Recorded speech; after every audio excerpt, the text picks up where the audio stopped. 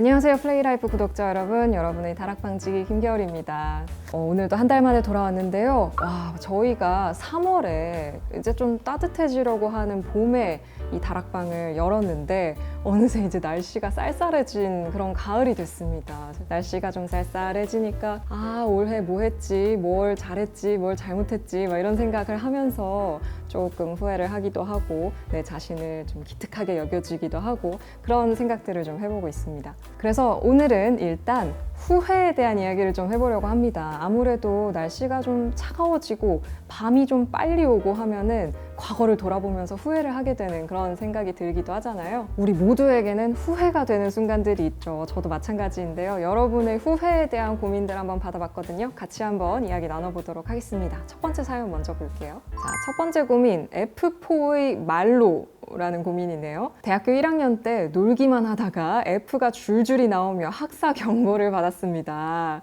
그때 같이 놀았던 친구들과 저는 F4로 불렸죠.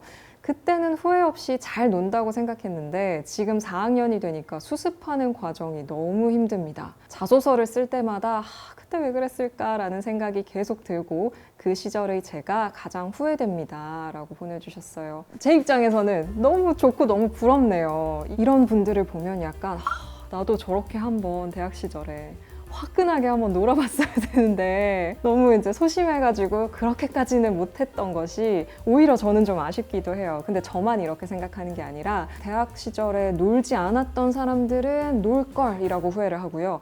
놀았던 사람들은 놀지 말걸이라고 후회를 해요. 뭐 어쩌자는 건지 모르겠어요. 근데 모두가 다 자신이 갖지 못한 경험을 후회하기 마련입니다. 그래서 지금 자소서를 쓰실 때는 그 부분이 좀 후회되시겠지만 또 시간이 더 흘러서 조금 더 나이를 먹고 하면 오히려 그 시절이 내가 그때 놀길 잘했다 이런 생각이 드실 수도 있어요. 그리고 이 신나게 놀았던 학사 경고까지 받았던 이게 자소서를 쓸 때 좀 걸리적거리잖아요. 근데 저는 오히려 위기를 기회로 이걸 가지고 썰을 풀면 나의 약점이지만 오히려 그게 강점으로 들릴 수 있게끔 스토리텔링을 잘 해보면 자소서를 쓰는 데 있어서도 더 도움이 될 수도 있다고 저는 생각을 해요. 너무 후회하지 마시고요.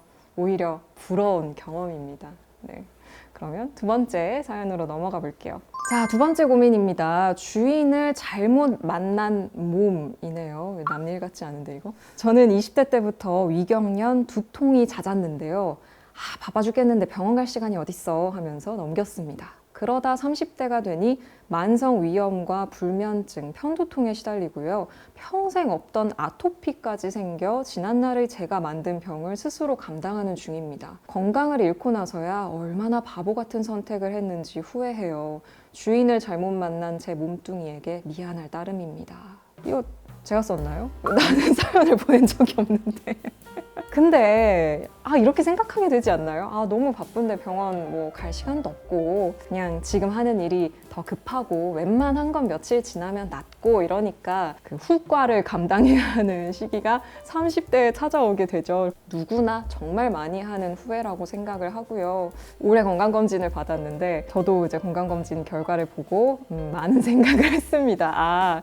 몸을 좀 돌봐야 되는구나 이런 걸 더 깨닫게 됐고, 그래서 사실 후회를 하기보다는 그냥 20대 때 내가 열심히 살았다, 내가 젊음을 불태워서 이 몸 바쳐 열심히 살았다, 근데 지금부터는 내가 몸을 좀 챙겨야겠다 이런 생각을 하셨으면 좋겠고요. 제가 항상 희망적으로 생각하는 것은 몸은 어쨌든 신경 쓰고 관리하고 챙겨주면 변화한다는 사실이에요. 그래서 그런 마음의 희망을 가지고 지금부터라도 좀 관리를 잘 해 나가시기를 바랍니다. 더 늦기 전에 지금부터 건강관리 열심히 하셨으면 좋겠습니다. 보내주신 분도 저도 여러분도 건강관리를 같이 잘했으면 좋겠습니다. 세 번째 고민 한번 넘어가 볼게요. 세 번째 고민, 입국닷이라는 고민이네요. X와 3년을 만났는데 어느 순간 불만이 생겨도 그냥 말하지 않고 넘겼습니다. 이 정도는 내가 참자, 내가 맞춰야 오래가지 라고 생각했거든요. 헤어지고 보니 후회되는 건 그 사람을 놓친 게 아니라 말하지 않는 습관을 만들어버린 저 자신입니다. 원래는 안 그랬던 것 같은데 요즘 들어 회사에서나 친구들에게 불만이 있어도 그냥 말하지 않고 참아요. 저 괜찮은 걸까요?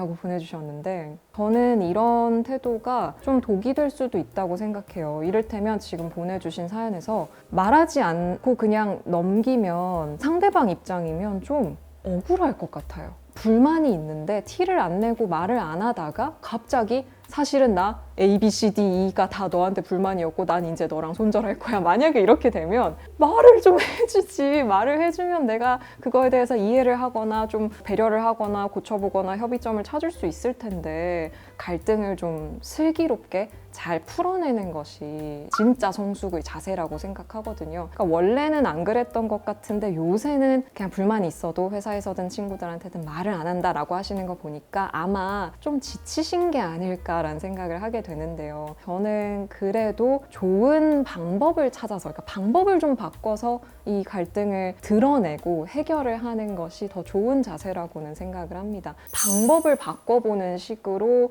이 불만을 해결하는 방법들을 개발해 보시면 어떨까라는 생각이 들어요. 인연을 성숙하게 오래 가져가려면 친구가 됐든 가족이 됐든 연인이 됐든 이런 과정이 꼭 필요하다고 생각해요. 참기만 하면 가까운 사람도 어느 날 갑자기 이 관계가 굉장히 크게 흔들릴 수 있으니까요. 조금씩 평소에 풀어주는 그런 스킬을 한번 길러보시면 어떨까 생각을 합니다. 자, 이렇게 해서 오늘의 고민, 후회에 대한 사연들을 한번 쭉 봤는데요. 이 후회의 레퍼토리가 다 비슷한 것 같아요.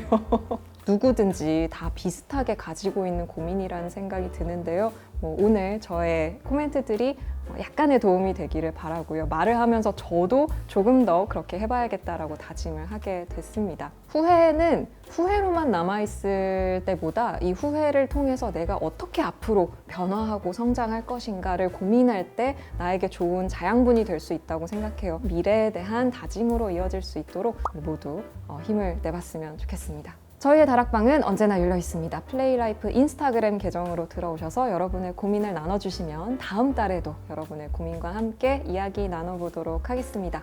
오늘도 다락방에 찾아와 주셔서 감사합니다. 김겨울이었습니다.